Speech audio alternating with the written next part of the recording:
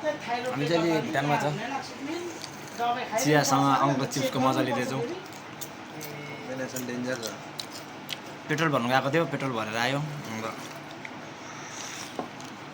चाय लभर दुईजना भेट भयो भने अब चिया नखाएर पुरै छैन दुईजना चाय लभर हो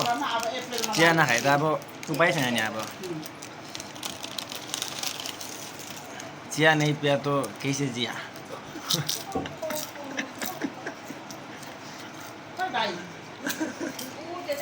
मजा जिन्दगी रमाइलो गर्दै गर्नुपर्छ होइन कसैलाई पेट्रोल भर्न आउँछ भने चाहिँ दुईवटा ब्याग लिएर आउनुपर्छ है 300 रुपियाँ गरेर पनि दिँदैछ आज